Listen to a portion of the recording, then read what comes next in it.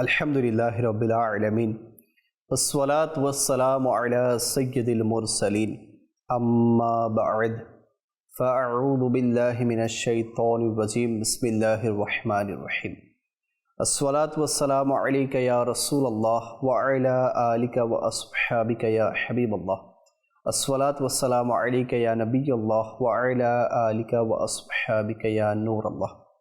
মাদানী চ্যানেলের দর্শকবৃন্দ দেখছেন অনুষ্ঠান আলোর পথে। যে যেখান থেকে আমাদের সাথে শরীক হয়েছেন আপনাদের সবাইকে জানাচ্ছি আমাদের এই অনুষ্ঠানের পক্ষ থেকে অসংখ্য শুভেচ্ছা এবং অভিনন্দন। আসুন বিষয়ের দিকে যাওয়ার আগে আমরা দরুদে পাকের একটি ফজিলত শুনে নেই। প্রিয় নবী রাসূল আরবি হুজুরপুর নূর সাল্লাল্লাহু আলাইহি ওয়াসাল্লাম ইরশাদ করেন, যে ব্যক্তি জুমার দিন আমার উপর ৮০ বার দরুদে পাক পাঠ করবে, আল্লাহ তাআলা তার ৮০ বছরের গুনাহকে মাফ করে দিবেন।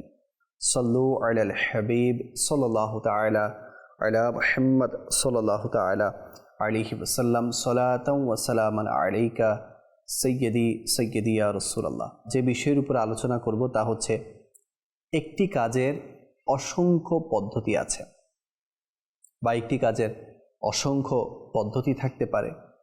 তো আমরা বিভিন্ন ধরনের কাজ করি, বিভিন্ন ধরনের মেথড অ্যাপ্লাই করি, কিন্তু একটা কাজের যে বিভিন্ন পদ্ধতি থাকতে পারে, বিভিন্ন সিস্টেম থাকতে পারে, সেটার দিকে আমরা দৃষ্টিপাত করি না। একটি ঘটনা আপনাদের সামনে শোনাচ্ছি। এক শিক্ষক তার ক্লাসের ৬০ জন ছাত্রদেরকে বলল যে তোমরা প্রত্যেকেই একটা একটা করে বেলুন নাও আর তা ফোলাও। এরপর প্রত্যেকেই ওই বেলুনের মধ্যে নিজের নিজের নাম লিখল। এরপর ছাত্রদেরকে বলা হলো যে তোমাদেরকে 10 মিনিট সময় দেয়া হচ্ছে, তো যার যার বেলুন 10 মিনিটের মধ্যেই নিয়ে নিতে হবে। তো ওই ছাত্ররা কি করলো, তারা সবাই রুমের মধ্যে একসাথে চলে গেল এবং নিজের বেলুন খুঁজতে শুরু করলো। অবস্থা এমন হলো যে ৬০ জন ছাত্র আর বেলুনও ৬০টি। তো এমন অবস্থায় যখনই কেউ বেলুন নিত দেখা যেত যে সেখানে অন্যের নাম লেখা। তো ফলাফল এটা হলো যে 10 মিনিট তো সময় শেষ হয়ে গেল। তো 10 মিনিট পরে দেখা গেল যে শুধুমাত্র কয়েকজনই তাদের নিজের নামের বেলুনটি নিল, কিন্তু বাকিদের হাত খালি ছিল, তারা নিজেদের নামের বেলুনগুলো খুঁজে পেল না। এরপর শিক্ষক ছাত্রদেরকে বলতে লাগলো যে তোমরা প্রচলিত যে নিয়ম আছে, পদ্ধতি আছে, সেটাই অবলম্বন করেছ। সবাই একসাথে রুমে প্রবেশ করেছ এবং নিজেদের যে বেলুন ছিল সেটা খোঁজার জন্য চেষ্টা করেছ। তাই তোমরা সবাই একসাথে সফল হতে পারোনি। একটু ভেবে দেখো, যদি তোমরা সবাই এই স্ট্র্যাটেজি, এই নিয়মটা ফলো করতে। কোন নিয়ম? যে একজন ভেতরে যেতে আর একজন এক একটা করে, অর্থাৎ একজন যেতে একটা বেলুন আনতে, একজন যেতে একটা বেলুন আনতে। তো তার হাতে যদি তার নামের বেলুন নাও থাকে, তো সে এসে যার নামের বেলুন সে ওই নামের মানুষটাকে দিয়ে দিতে। তাহলে এভাবে করে সবাই যদি এক এক করে যেতে, একটা একটা বেলুন নিয়ে চলে আসতে, তাহলে দেখা যেত যে 10 মিনিটের কম সময়েই সবাই তার নামের বেলুনটা হাতে পেয়ে যেত। তো শিক্ষক তাদেরকে উপদেশ দিতে গিয়ে বলতে লাগলো যে দেখো, যে ব্যক্তি সবসময় শুধুমাত্র নিজের উপকারের কথা ভাবে, দেখুন ৬০ জন যখন একসাথে রুমের মধ্যে চলে গেল, তো দেখা গেল যে সবাই নিজেরটা খোঁজার জন্য ব্যস্ত। তাই 2-1 জন সফল হয়েছে, কিন্তু বাকি অনেকেই একটা অংশ সফল হতে পারেনি। তো শিক্ষক বলল, যে ব্যক্তি শুধুমাত্র নিজের ব্যাপারেই ভাবে, নিজের উপকারের কথাই চিন্তা করে, অন্যের ওই জিনিসটা পাক বা না পাক যেন আমি পেয়ে যাই এটা চিন্তা করে, তো সে কখনো নিজেরও উপকার লাভ করতে অনেক সময় পারে না। তো মনে রাখবেন যে যারা দস্তরখানার মধ্যে অনেক সময় অন্যদের পেট ভরানোর জন্য নিজে আত্মত্যাগ করবে, অটোমেটিক অন্য কেউ তার পেট ভরানোর চিন্তা করবে। প্রসিদ্ধ আছে, যে ভালো করবে সে ভালো পাবে, যেমন কর্ম তেমন ফল। শিক্ষক বলছেন যে আমি আমার জীবনে এটাই শুনেছি এবং দেখেছি, যেসব মানুষ প্রশস্ত হৃদয়ের অধিকারী হয়, ব্রড মাইন্ডেড, অন্যদের উপকার করতে কার্পণ্যবোধ করে না, তারা ওই সব মানুষদের তুলনায় অধিক সফলকাম হয় যারা সবসময় নিজের উপকারের কথাই চিন্তা করে। তো উনি ওনার ছাত্রদেরকে উপদেশ দিতে গিয়ে এটাও বলল যে হে আমার ছাত্র, হে আমার ছেলেরা, তোমরাও আল্লাহ কারিমের সন্তুষ্টির জন্য এই নিয়মটি অবলম্বন করে দেখো, সফলতা তোমাদের পদতলে এসে ধরা দিবে। তো মাদানী চ্যানেলের দর্শকবৃন্দ, আমরা যে কাল্পনিক একটি ঘটনা শুনলাম, এখান থেকে আমাদের জন্য অনেক শিক্ষণীয় বিষয় আছে। যে আমরা জীবনে অনেক ধরনের কাজ করি, তো সবগুলো করতেও পারি না অনেক সময়, তো সবগুলোতে আবার সাকসেসও হয় না, বরং কিছু হয় কিছু থেকে যায়। তো আমরা কি করি যে পেরেশান হয়ে যায়, যে যেসব কাজ আমাদের থেকে যায়, সম্পূর্ণ হয় না, তো আমরা সেগুলোকে কিভাবে সম্পূর্ণ করব। তো ভেবে দেখবেন যে এমন নয় যে আমরা প্রতিটি কাজ একটি নির্দিষ্ট এবং প্রচলিত পদ্ধতিতে করে আসছি। যেমন আমরা জানি যে 4 এটা হওয়ার জন্য 2কে 2 দিয়ে গুণ করলেও 4 হয়, 2কে 2 দিয়ে যোগ করলেও 4 হয়, কিন্তু 12কে যে 3 দিয়ে ভাগ করলেও 4 হয়, এরপর 3-এর সাথে 1 যোগ করলেও যে 4 হয়, 17 থেকে 13 বিয়োগ করলেও যে 4 হয়, 9 থেকে 5 বিয়োগ করলেও যে 4 হয়, 5 থেকে 1 বিয়োগ করলেও যে 4 হয়, এটা আমরা অনেক সময় চিন্তা করি না। তো এটা তো জাস্ট একটা এক্সাম্পল আপনাদের সামনে রাখলাম। তো হতে পারে আমাদের বিচক্ষণতা সফলকাম হবে এবং আমরা ব্যর্থতা থেকে রক্ষা পাবো যদি আমরা আমাদের কাজের পদ্ধতিকে পরিবর্তন করি। এরকম অনেক ধরনের কাজ আছে, ইনশাআল্লাহ আমি সামনে বলবো যে কি কি কাজে আমরা পরিবর্তন আনতে পারি। আল্লাহ পাকের আখিরি নবী রসুল হাশিমি মক্কি মাদানী হুজুর পুন্নুর সাল্লাল্লাহু আলাইহি ওয়াসাল্লাম ইরশাদ করেন, তো হিকমত, তো এটা হচ্ছে মুমিনের হারিয়ে যাওয়া গুপ্তধন। যখন যেখানে যে পদ্ধতিতে দরকার সেই পদ্ধতিতে কাজ করা, কথা বলা, আন্দাজ ওভাবে রাখা, এটাকে বলা হয় হিকমত। তো হিকমত এটা হচ্ছে মুমিনদের হারিয়ে যাওয়া একটা গুপ্তধন। সুতরাং মুমিন এটাকে যেখানেই পাবে সেটাই তার অধিক হকদার হবে। তো প্রিয় মাদানী চ্যানেলের দর্শকবৃন্দ, আপনারা হয়তোবা সৈয়দুনা লোকমান হাকিম রাদিয়াল্লাহু তাআলা আনহুর নাম শুনেছেন। তিনি হযরত আইয়ুব আলাইহিস সালামের ভাগিনা ছিলেন। তাকে হাকিম এজন্য বলা হয় যে আল্লাহ তাআলা ওনাকে প্রজ্ঞা ও বিচক্ষণতা প্রদান করেছিলেন। তিনি রাদিয়াল্লাহু তাআলা আনহুর হিকমতপূর্ণ বাণীর মধ্যে এটাও আছে যে হে আমার পুত্র, তুমি এতটাই সুমিষ্ট হয়ে যেও না যে মানুষ তোমাকে গিলে ফেলবে, এটা একটা ওনার উপদেশ। আর বলছেন আবার এতটাও তিক্ত হয়ে যেও না যে মানুষ তোমাকে বমি করে ফেলে দিবে। তো হিকমত এটা জ্ঞান ও আকলকে বলা হয়। এছাড়া কাজকর্মের ব্যাপারে অভিজ্ঞতা এবং কাজের প্রতি দৃঢ়তাকেও হিকমত বা প্রজ্ঞা বলা হয়। প্রজ্ঞা ও বিচক্ষণতার প্রয়োজন কোথায় নেই। জীবনে সফলতা পেতে হলে, ব্যর্থতা থেকে বাঁচতে হলে বিচক্ষণতার সাথে কাজ করা খুবই জরুরি। এই বিষয়টি একটি কাল্পনিক গল্পের মাধ্যমে বোঝার চেষ্টা করুন। বহুকাল আগে এক বাদশাহ কিছুদিন যাবৎ পেরেশানিতে ছিলেন। এক ঘনিষ্ঠ বন্ধু তাকে কারণ জিজ্ঞাসা করলেন যে হে আমার বন্ধু, বাদশাহ যেহেতু, তো বন্ধু বলল যে কি হলো আপনার?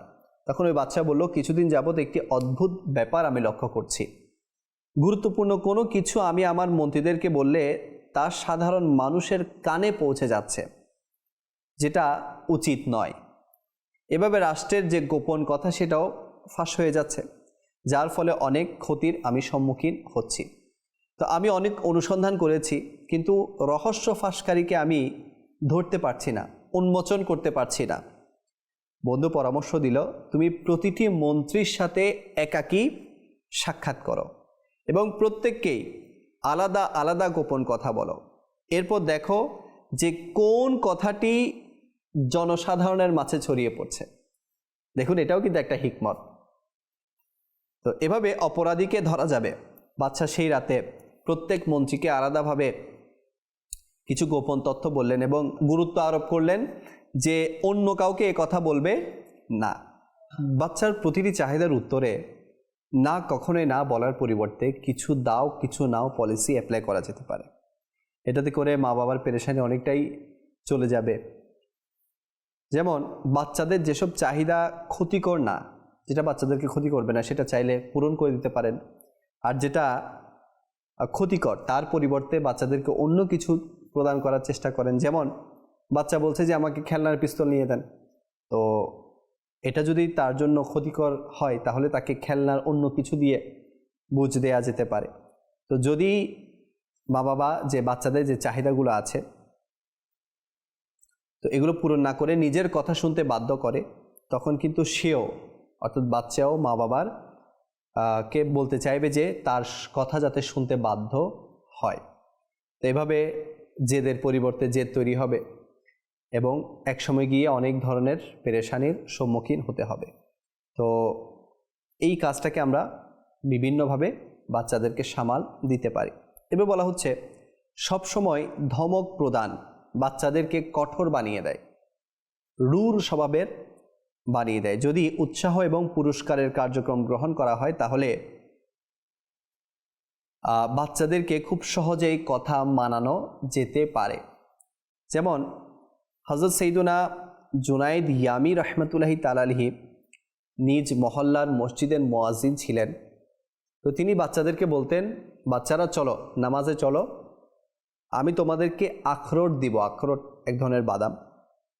তো বাচ্চারা যদি নামাজ পড়তো এরপর তার আশেপাশে জমা হয়ে যেত। আমি তাকে বললাম, আপনি এই কাজটি কেন করেন? তিনি বললেন, এতে আমার সমস্যা কোথায়? আমি মাত্র 5 দিরহাম দিয়ে তাদের জন্য আখরোট ক্রয় করি এবং এর মাধ্যমে তাদেরকে নামাজে অভ্যস্ত করে তুলছি। তো লক্ষ্য করবেন যে বাচ্চাদেরকে যেই গিফট দেওয়ার ওয়াদা করবেন সেটাই তাদেরকে প্রদান করবেন, অন্যথায় তারা ভবিষ্যতে আপনার কথা মানবে না। তো এটাও একটা পদ্ধতি। আমরা অনেক সময় বাচ্চাদেরকে কিছু ভালো ভালো কাজ করাতে চাইলে তো তাদেরকে গিফটের ব্যবস্থা করি, সেটা ছোট হোক। যদি আমরা এভাবে করি তাহলে ইনশাআল্লাহ দেখবেন তাদেরকে দিয়ে অনেকগুলো ভালো কাজ করার আমরা অভ্যাস তৈরি করতে পারবো। এরপর বলা হচ্ছে ইটের জবাব পাথর দ্বারা দেয়া অধিকাংশ ক্ষেত্রে ক্ষতিকর সাব্যস্ত হয়।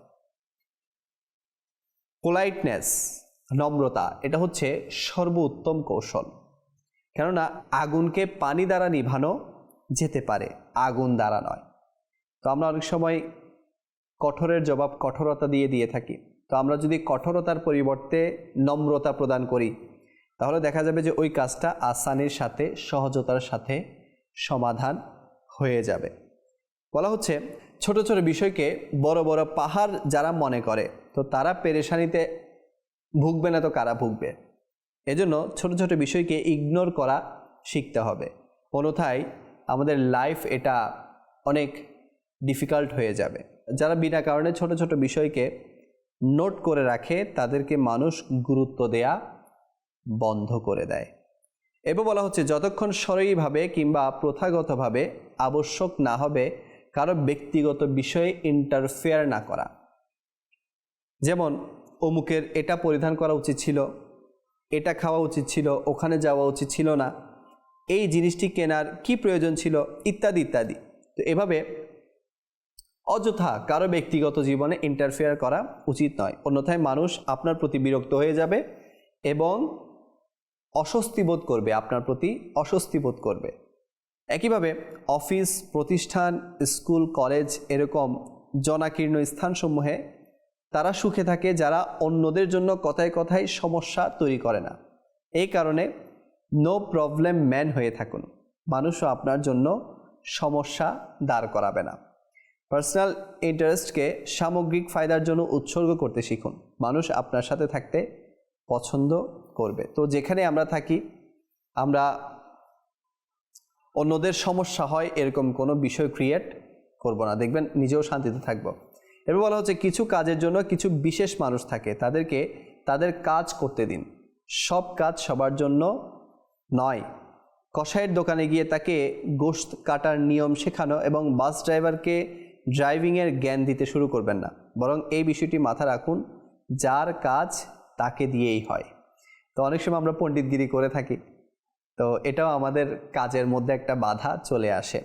আমাদের অনেক সময় এরকম পণ্ডিতগিরি করতে গিয়ে অনেক কাজ অসমাধান থেকে যায়, তো আমরা নিজেরাই পরবর্তীতে পেরেশানির শিকার হই।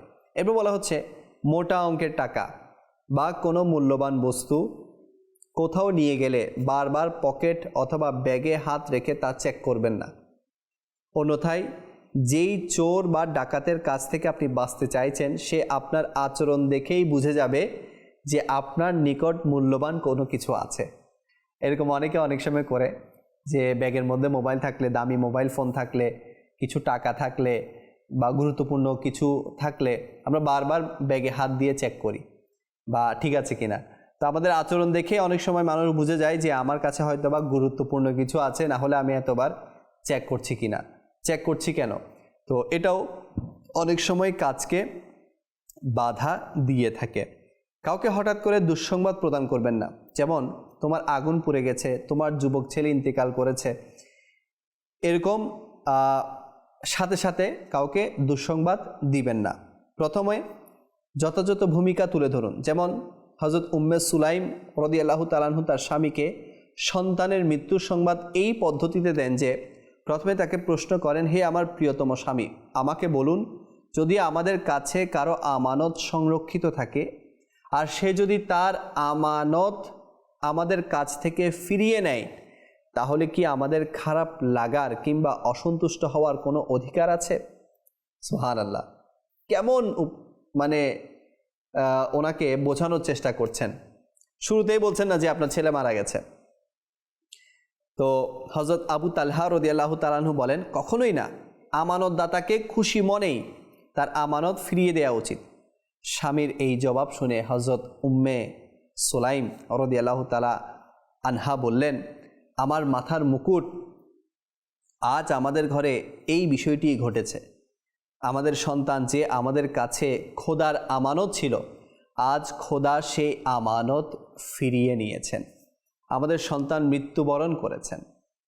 তো আমাদেরকে এরকম হিকমত অবলম্বন করা উচিত। যদি কথার মধ্যে কাজের মধ্যে আমাদের হিকমত না থাকে, অনেক সময় আমরা অনেক বড় বড় বিপদের সম্মুখীন হয়ে যায়। এরপর বলা হচ্ছে গাড়ি ব্রেক ফেল করলে অথবা টায়ার ফেটে গেলে তখন সর্বপ্রথম নিজেকে বা নিজের নার্ভকে কন্ট্রোল রাখুন, হিতাহিত জ্ঞান হারাবেন না। বলা হয় যে গাড়ির টায়ার ফেটে গেলে ঘাবড়ে গিয়ে তৎক্ষণাৎ ব্রেক মারা উচিত নয়, অন্যথায় গাড়ি উল্টে যেতে পারে। ওয়াল্লাহু আ'লামু ওয়া রাসূলুহু আ'লাম। সাল্লু আলাল হাবিব সাল্লাল্লাহু তাআলা আলা মুহাম্মদ সাল্লাল্লাহু তাআলা আলাইহি ওয়াসাল্লাম। আরও বলা হচ্ছে যদি কাউকে উল্টোপাল্টা নামে ডাকা হয়, যেমন মোটু, কালু, এরপর চিকন, পাতলা অনেক সময় ডেকে থাকি, তাহলে যদিও এটি কষ্টদানকারী কাজ এবং হারাম, কিন্তু যদি সে ভবিষ্যতে পেরেশানি থেকে বাঁচতে চায় তাহলে ক্ষিপ্ত হওয়া যাবে না, অন্যথায় ব্যঙ্গকারী বিশেষভাবে তাকে টার্গেট বানিয়ে ফেলবে। হ্যাঁ, যারা এরকম কাজ করে তাদেরকে নম্রভাবে বোঝানো উচিত। তো এটাও কাজের মধ্যে একটা বাধা সৃষ্টি করে। কোনো অনুষ্ঠানে গেলে প্রথম সারিতে বসা থেকে বিরত থাকুন, কেননা যদি পরবর্তীতে জায়গা না থাকে তাহলে কোনো গুরুত্বপূর্ণ ব্যক্তির আগমনে আপনাকেই সম্মানার্থে অথবা নৈতিকভাবে সেই জায়গা থেকে উঠে যেতে হবে। এরপর আপনাকে দ্বিতীয় বা তৃতীয় সারিতে নয়, বরং সর্বশেষ সারিতে জায়গা পেতে হতে পারে। এই কারণে দ্বিতীয় অথবা তৃতীয় সারিতে বসাটাই বুদ্ধিমানের কাজ এবং সম্মান রক্ষাও হবে। তো এটাও একটা হিকমতপূর্ণ কথা যে কোথাও গেলে, কোনো ভরা মজলিসে গেলে একেবারে শুরুতেই প্রথমে গিয়ে বসা, এটা হিকমতপূর্ণ আচরণ নয়। এবার বলা হচ্ছে কোনো পশু অথবা পাখি, যেমন কুকুর, শেয়াল, মৌমাছি অথবা চিল যদি পিছু নিতে থাকে তাহলে পশুর স্বভাব দেখে কৌশল অবলম্বন করা উচিত। কেননা কিছু প্রাণী আছে যাদের সামনে দাঁড়িয়ে গেলে তারা পিছু নেয়া থামিয়ে দেয়, কিছু প্রাণীর সামনে নর্মাল গতিতে চলতে থাকলে তারা আর পিছু নেয় না। মৌমাছির সামনে উল্টো পাল্টাভাবে হাত নাড়ালে দেখা গেছে যে তারা মানুষের উপর আরও কঠিনভাবে আক্রমণ করে। কোনো পশু পাখি বা পতঙ্গের সামনে কেমন রিঅ্যাকশন করতে হবে এই ব্যাপারে সঠিক জ্ঞান থাকা জরুরি, অন্যথায় হিতের বিপরীত হয়ে যেতে পারে। যেমন কুকুর পিছু নিলে মানুষ ঘাবড়ে গিয়ে দৌড় দেয়, তখন কুকুরও তাদের পেছনে দৌড়াতে শুরু করে। এরপর সে কোনো কিছুর সাথে লেগে পড়ে যায় এবং কুকুর কাবুতে এসে যায়। মূল কথা হলো, সকল কুকুরের সামনে দৌড়ানো উপকারী নয়, বরং কিছু কিছু কুকুর এমনও আছে যাদের সামনে দাঁড়িয়ে থেমে যাওয়াটাই উপকারী হয়। কিছু কুকুরের সামনে গিয়ে নর্মালি হেঁটে গেলে তাদের রেঞ্জ থেকে বাহিরে বের হওয়া যায়, আর কুকুর যদি পাগল হয় তাহলে যে কোনো মূল্যে তার রেঞ্জ থেকে বাহিরে বেরোনো উচিত, অন্যথায় জীবনের উপর মারাত্মক হুমকি আসতে পারে। তো বলা হচ্ছে যে বিভিন্ন পশুদের সামনে আমাদের কিভাবে আচরণ থাকতে হবে এটার ব্যাপারেও আমাদের হিকমত থাকা, জ্ঞান থাকা জরুরি। এরপর বলা হচ্ছে ভিড়ের মধ্যে আটকে গেলে অন্যদেরকে ধাক্কা দিয়ে জায়গা করার চেষ্টা আপনাকে ক্লান্ত করে দিবে এবং অন্যদেরকেও কষ্ট দিবে। যখন একটু একটু জায়গা পাবেন, সামনে অগ্রসর হতে থাকলে ভিড় থেকে বের হতে বেশি কষ্ট হবে না। একইভাবে জনাকীর্ণ জায়গায় কখনো যদি হুড়োহুড়ি শুরু হয়ে যায় তাহলে আপনি হিতাহিত জ্ঞান হারিয়ে তাদের সাথে দৌড়াতে শুরু করবেন না, বরং নর্মাল থেকে কোনো পিলার অথবা গাড়ি অথবা বিল্ডিংয়ের সাইডে গিয়ে দাঁড়িয়ে থাকুন, অথবা কোনো উঁচু জায়গা কিংবা বেলকনিতে উঠে যান। তখন দেখা যাবে কি যে অবস্থা নর্মাল হয়ে গেলে আপনি সেখান থেকে দ্রুত সরে যেতে পারবেন। এরপর আরও বলা হচ্ছে যে কিছু মা বাবা কিংবা বয়োবৃদ্ধরা যারা বয়স্ক হয়ে যায়, না সময় দেখে না দেখে অবস্থা সন্তানদেরকে সময়ে অসময়ে লেকচার দিতে থাকে। তো এমনটি করা উচিত নয়, অন্যথায় সন্তানরা বিরক্ত হয়ে যাবে এবং আপনার কথায় মনোযোগ দিবে না। একটি গবেষণা অনুযায়ী 5টি সময় আছে যখন সন্তানরা কথা গ্রহণ করার মুডে থাকে। এটাও একটা হিকমতের কথা আপনাদেরকে শিখিয়ে দিচ্ছি, গুরুত্বপূর্ণ কথা শিখিয়ে দিচ্ছি। কখন কখন বলা হচ্ছে সন্তান যখন রাতে ঘুমোতে যায় তখন তারা লার্নিং মোডে থাকে। এই কারণে অনেক সন্তানরা রাতে ঘুমানোর আগে কাহিনী শোনানোর আবদার করে। ওই সময় তাদেরকে শিক্ষণীয় যে ঘটনাগুলো আছে, যে ঘটনা থেকে শিক্ষা গ্রহণ করা যায় এমন ঘটনা শেখানো উচিত, তাহলে তারা সেই শিক্ষাকে দীর্ঘকাল মনে রাখবে। এবং বলা হচ্ছে যখন বাচ্চারা আপনার সাথে গাড়ি বা বাসে বসে থাকে তখন তারা লার্নিং মোডে থাকে, সে কারণেই ওই সময় তারা বিভিন্ন প্রশ্ন জিজ্ঞেস করতে থাকে। ওই সময় আমরা যদি তাদেরকে ধমক দিয়ে থামিয়ে দেই অথবা নিজের মোবাইলে ব্যস্ত থাকি তাহলে আমরা এই সুযোগ হাতছাড়া করে ফেলব। এরপর বলা হচ্ছে খাবারের দস্তরখানায়ও বাচ্চাকে যথাসম্ভব ভালো ভালো বিষয়ে শেখানো যেতে পারে। যখন বাচ্চার জ্বর বা অসুখ হয় বা সে বিছানায় পড়ে থাকে ওই সময়ে তারা লার্নিং মোডে থাকে, সে সময় আপনি যেই নসিহতই করবেন তা বাচ্চার অন্তরে গেঁথে যাবে। এরপর লাস্ট যে পয়েন্ট আলোচনা হচ্ছে, একইভাবে কোনো প্রতিষ্ঠান অথবা বাস স্ট্যান্ড অথবা রেলওয়ে স্টেশন বা এয়ারপোর্টের বিশ্রামাগারেও অনেক সময় শেখানো বা বোঝানো যেতে পারে। তো যারা কথায় কথায় বাচ্চাদেরকে বিভিন্ন সময়, সন্তানদেরকে বিভিন্ন সময় লেকচার দিতে চায় তাদের উদ্দেশ্যে বলা হচ্ছে যে এই বিশেষ সময়গুলোতে চাইলে আমরা তাদেরকে বিভিন্ন ধরনের নৈতিক শিক্ষা বা তাদেরকে তাদের যে অভ্যাস আছে সেগুলোকে ভালো করার শিক্ষা এগুলো আমরা দিতে পারি।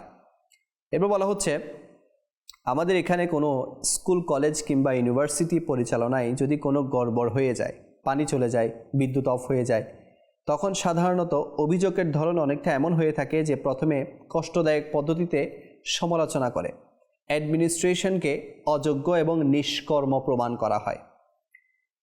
অতঃপর তার নিকট সমস্যা সমাধান করার দাবি তোলা হয়। আপনারাই বলুন, সেই অফিসার কি এরকম আচরণের ফলে খুশি হয়ে মুহূর্তেই সমস্যার যে সমাধান সলভ এটা করবে? বরং সে যদি রাগান্বিত হয়ে যায় তাহলে আপনার অভিযোগ দূর করতে সে অধিক সময় ব্যয় করবে। যাই হোক, এর সমাধান এভাবেও হতে পারত, প্রথমে অ্যাডমিনিস্ট্রেশনের কোনো ভালো কাজের ব্যাপারে প্রশংসা করুন, অতঃপর নম্রস্বরে সমস্যা তুলে তার সমাধানের অনুরোধ করুন। তো এভাবে শুধু স্কুল, কলেজ, ইউনিভার্সিটিতে না, আমাদের ব্যক্তিগত লাইফেও, আমাদের সাংসারিক, পারিবারিক, সামাজিক জীবনেও আমরা এই সমস্যাকে এভাবে সমাধান করতে পারি। তো আমরা অনেকগুলো পয়েন্ট শুনলাম যেগুলো আমাদের ব্যক্তিগত জীবনে অনেক কাজে আসবে এই হিকমতগুলো যদি আমরা অবলম্বন করি। তোমাদের চ্যানেল দর্শকবৃন্দ, যা কিছু আলোচিত হয়েছে এগুলো ফর্মুলা নয়, বরং পরামর্শ। আপনি আপনার প্রজ্ঞা ও বিচক্ষণতা দ্বারা এগুলোর উপর আমল করবেন। যদি আপনি এভাবেই চিন্তাভাবনা করলে আরও অনেক পন্থা বের হয়ে আসতে পারে। যেসব সমস্যা প্রচলিত পদ্ধতিতে সমাধান হবে না, সেগুলোকে নতুন নতুন কৌশল অবলম্বন করে সম্পাদন করার চেষ্টা করুন। ইমাম গজ্জালি আলাইহি রাহমা উনি বর্ণনা করেন, যে ব্যক্তি নিয়মিত 40 দিন হালাল রিজিক উপার্জন করে এবং তাতে হারাম লোকমা মিশ্রিত হতে দেয় না, আল্লাহ পাক তার হৃদয়কে নিজের নূর দ্বারা আলোকিত করে দেন এবং হিকমতের ফোয়ারা তার হৃদয়ে প্রবাহিত করে দেন। এটা কিমিয়ায়ে সাআদাতের মধ্যে লেখা আছে। তো আমাদের উচিত যে হালাল পথে ইনকাম করা, হারাম থেকে বাঁচা। ইনশাআল্লাহ আমরাও হিকমত এবং জ্ঞানের অধিকারী হব। আল্লাহ তাআলা আমাদের উপর দয়া করুক। আল্লাহ পাক আমরা যা কিছু শুনেছি এর উপর আমল করার তৌফিক দান করুক। আমিন। বিজাহিন নবিকিল আমিন সাল্লাল্লাহু তাআলা আলাইহি ওয়াসাল্লাম। আগামী পর্বে ইনশাআল্লাহ আমরা আরও একটি বিষয় নিয়ে আলোচনা করার সৌভাগ্য লাভ করব। আপনাদের সুস্থতা কামনা করে এখানে শেষ করছি। সাল্লু আলাল হাবিব সাল্লাল্লাহু আলা মুহাম্মদ সাল্লাল্লাহু আলাইহি ওয়াসাল্লাম।